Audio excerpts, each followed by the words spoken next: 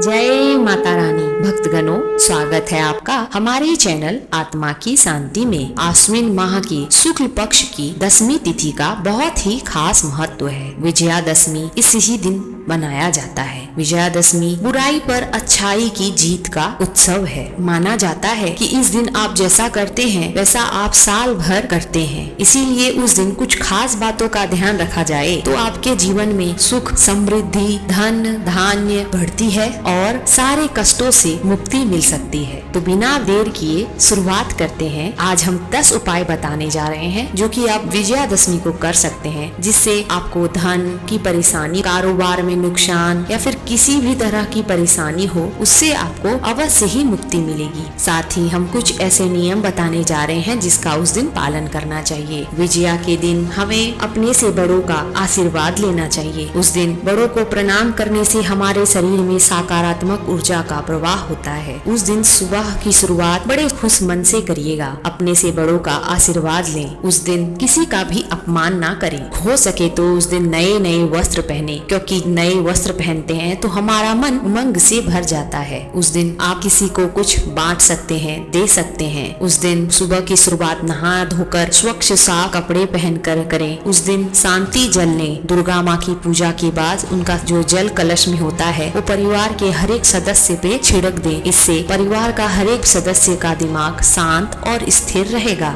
उस दिन माता के चढ़ाए हुए चावल को तिजोरी में रख सकते हैं। इससे आपको धन धान्य में आने वाली कोई भी समस्या छट जाएगी। माता का श्रृंगार का सामान किसी शादीशुदा महिलाओं में बांट दें। इससे आपको अखंड सौभाग्य की प्राप्ति होती है। माता के हवन के बाद जो राख बच जाता है उसे आप फेंके नहीं, उस राख को रख लें। और जब भी कोई सदस्य परिवार में बीमार पड़ता है उस भभूत को लगा दें और थोड़ा सा खिला भी सकते हैं। इससे उस सदस्य की बीमारी बहुत जल्दी ठीक हो जाती है। किसी तरह की बुरी नजर भी हट जाती है। माता के चिराग में बचे हुए घी और दिए में बचे हुए घी को आप अपने शरीर पर मल सकते हैं, गले पे लगा सकते हैं। इससे किसी भी तरह की रोग व्याधि हट जाती है। उस दिन अगर कोई विद्यार्थी है तो उस दिन उसे पढ़ाई जरूर करना चाहिए, क्योंकि उस दिन अगर कोई पढ़ाई करता है तो माता रानी उसे पढ़ाई में सफल होने का आशीर्वाद देके जाती है। उस दिन आप दान कर सकते हैं। उस दिन दान करने से माता रानी आप पर अत्यंत प्रसन्न होती है। उस दिन पूरे परिवार के साथ मिलकर खुशियाँ मनाएं। इसके साथ साथ अब हम कुछ ऐसे उपाय बताने जा रहे हैं जिसको करने से आपकी सारी परेशानियां दूर हो सकती है। धन समृद्धि के लिए उपाय। मंदिरों में उस दिन आप झाड़ू का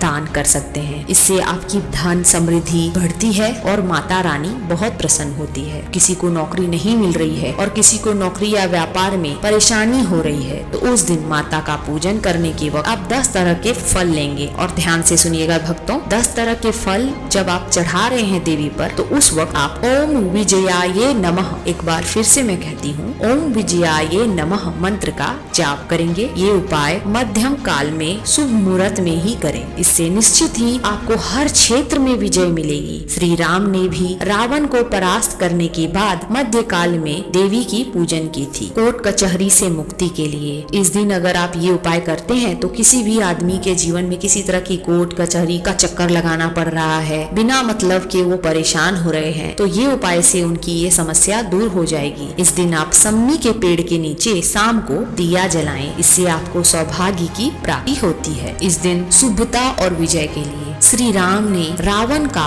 वध करने के पूर्व नीलकंठ देखा था। इसीलिए दशहरा के दिन अगर आप नीलकंठ पक्षी का दर्शन करते हैं तो यह अत्यंत शुभ माना जाता है। ये उपाय जो मैं बताने जा रही हूँ ये उपाय कारोबार के लिए है। अगर किसी को कारोबार में घाटा चल रहा है, कारोबार सही नहीं चल रहा है, वो जितना चाहते हैं उस तरह से उसकी वृद्धि नहीं हो रही है, तो दशहरे के दिन एक नारियल 1.25 मीटर पीला वस्त्र में लपेट लें और एक जोड़ा जनेऊ का और 1.25 पाव मिष्ठान के साथ आसपास के किसी भी राम मंदिर में चढ़ा दें। तत्काल ही व्यापार आपका चलने लगेगा। अगला उपाय जो है वो सेहत के लिए कर सकते हैं। तो अगर बीमारी से ग्रस्त रहते हैं, शारीरिक कष्ट, छोटे मोटे रोग लगे रहते हैं तो उस दिन आप ये उपाय करिएगा। एक साबुत पानी वाला भरा हुआ नारियल लेंगे, उसे अपने ऊपर से 21 बार वार कर किसी रावण दहन के आग में डाल देंगे, या घर के सभी सदस्यों के ऊपर से वार कर करेंगे तो और अच्छा होगा। अब ये अगला उपाय है आर्थिक उन्नति के लिए लिए आर्थिक उन्नति के लिए दशहरे के दिन से लेकर 43 दिनों तक कुत्ते को प्रतिदिन बेसन से बना हुआ लड्डू अगर आप खिलाते हैं तो धन से संबंधित सारी समस्या दूर हो जाएगी। दोस्तों, सकारात्मक ऊर्जा के लिए अगला उपाय, दशहरे के दिन फिटकरी के टुकड़े को घर के सभी सदस्यों के ऊपर 21 बार वार कर आप छत पे या फिर किसी सुनसान जगह पे चले जाएं और अपने इष्ट देव का ध्यान करके अपने पीछे से इसको फेंक दें। ऐसा करने से हर तरह का नकारात्मक ऊर्जा का नाश हो जाएगा। दोस्तों, अगला उपाय है शुभता के लिए, दशहरा के दिन पर रावण का दहन करने के बाद आप गुप्त दान कर सकते हैं बिना किसी को बताए, यह शुभ माना जाता है। और इस दिन हो सके तो सबका भला कीजिए, किसी के बारे में बुरा मत सोचिए, जितना हो सके किसी एक का कम से कम भला जरूर करिए, किसी गरीब का या फिर किसी का। मेरा भी मेरे कमेंट में जय माता दी लिखकर और मेरे चैनल को सब्सक्राइब करके मेरा भी भला कर सकते हैं। दोस्तों, खैर अब हम कुछ ऐसे बात बताने जा रहे हैं जो आप उस दिन नहीं करें। उस दिन किसी का भी अपमान ना करें, अपने से बड़ों का, छोटों का, स्त्री का।